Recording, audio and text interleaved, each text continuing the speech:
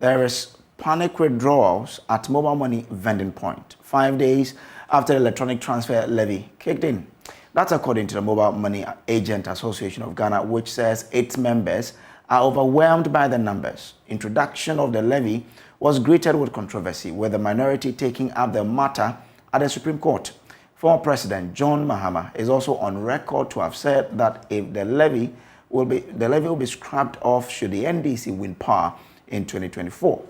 On the ground today, subscribers say they have become more cautious since the levy was introduced on May 1.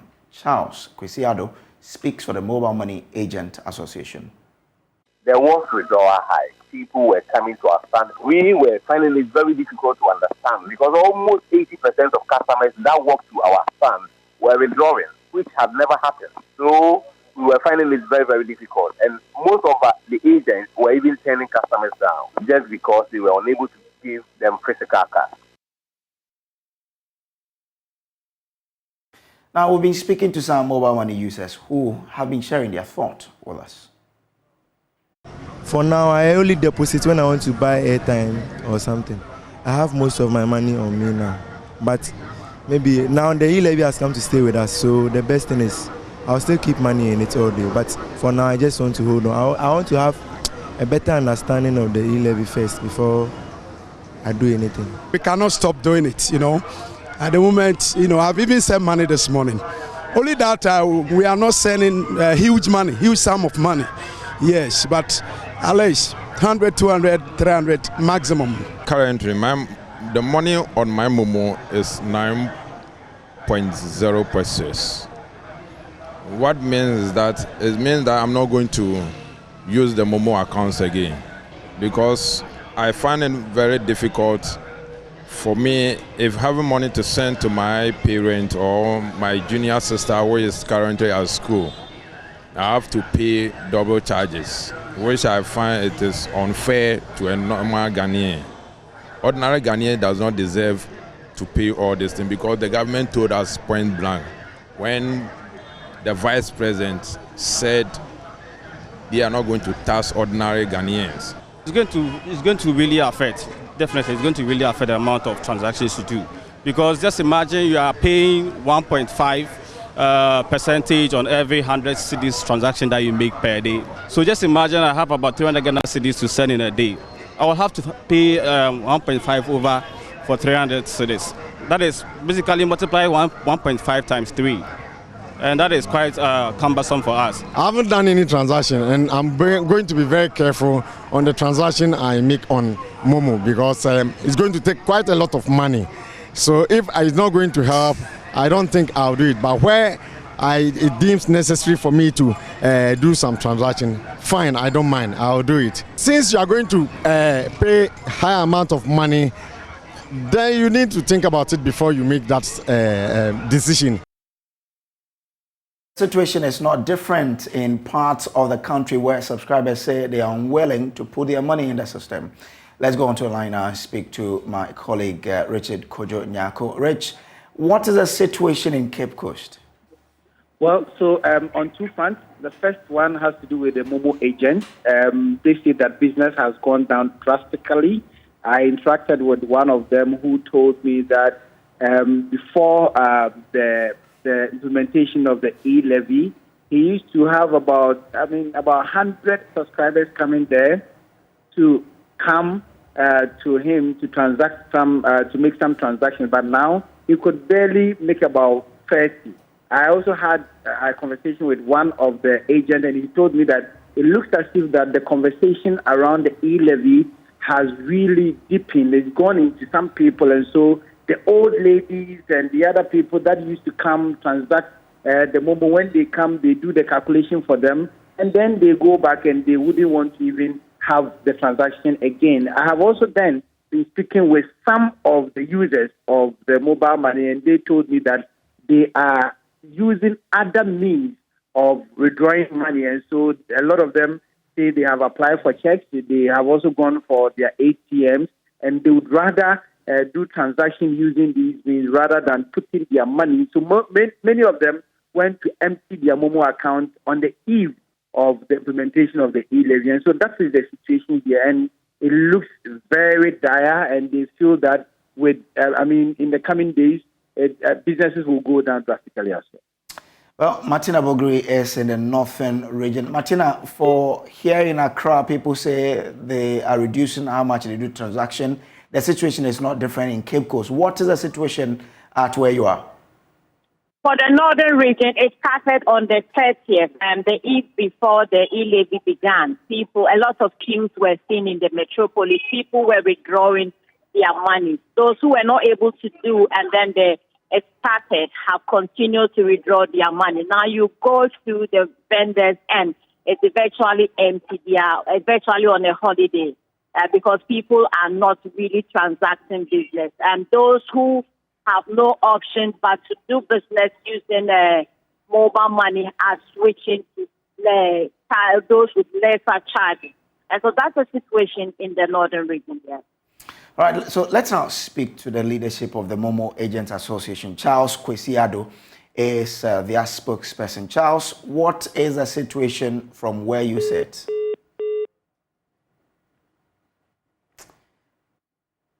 Hello, Charles. Okay, I'm told we have Charles. Are you with me? Yes, I'm with you. Great. So, what is the situation from where you sit? Situation as to regards to withdrawal, what? No, yes, we are told that people are really rushing to withdraw.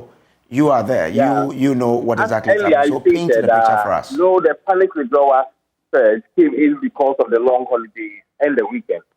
For close to 5 days, people were out of cash, and definitely they will have to come to the agent to withdraw. And the agents who work with personal banks. Those banks were also not working because of the holidays. So therefore, the little money that is with us, when people come and then they will do those monies with us, from us, and then there's no need for us to get any physical cash. So we return sending customers away.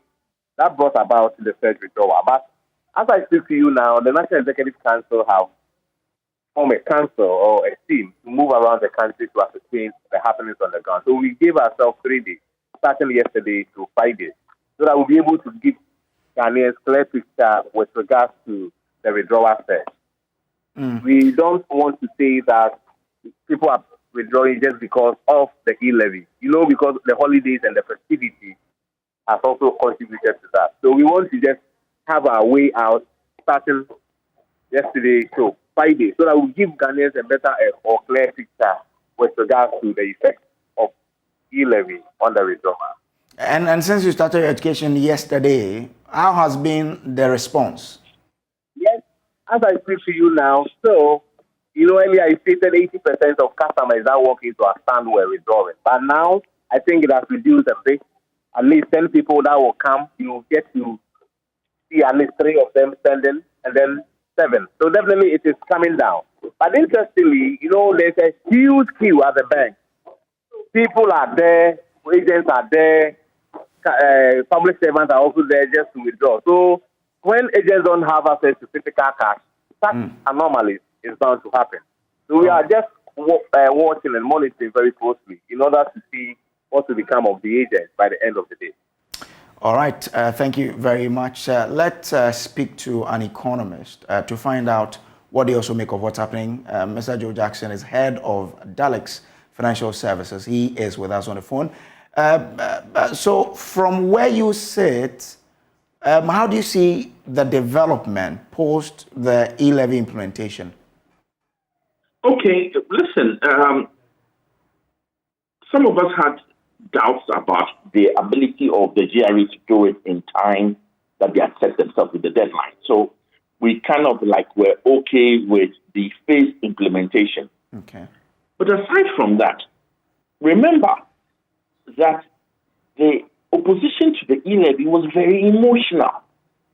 It was, people were angry and did not want to pay. One tax rate, there was huge resistance from the public.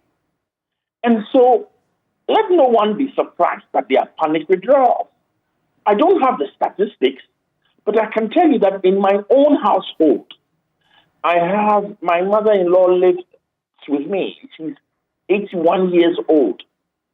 She gets sent money by her children and her grandchildren all the time. So she has quite a lot of money on her Momo account.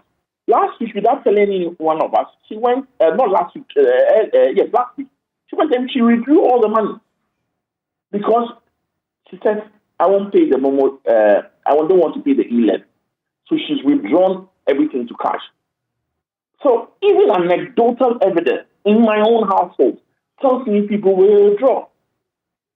But it's also important to remember that the growth of Momo was not because it was tax-free. It was because it was extremely convenient.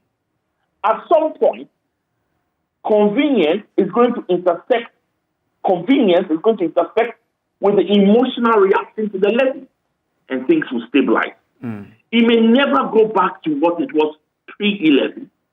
We don't know what level at which it will stabilize, but it will definitely stabilize.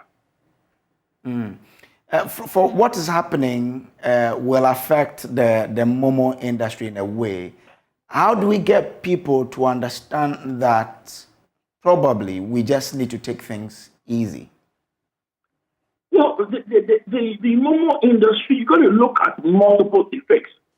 One of the effects that haven't been talked about much is that because Momo is convenient, people will still use Momo. Because they hate to pay the E-Levy, they may do more cash out. So on one hand, you can talk about the reduction in Momo transactions. But on the other hand, I expect that per 1,000 series of Momo transactions, we're going to see some rise in cash out. Okay. Cash out favor the Momo agent. So in all cases, we should be very careful about saying that everything is so negative without having statistics to back it. All I know is that it definitely won't be the same as it was before E-Levy. But where it will balance out, I'm not sure yet, without statistics. In these times, is there anything government can do to help settle the system? Listen, there must be far more education on the E-Levy. Some of the challenges you face that even journalists on platforms are putting out contradictory messages on the E-Levy. Sometimes you talk to people in GRA and they're even not sure what is happening. The one thing that must be done is a multi-pronged, broad-based, grassroots education on the E-Levy.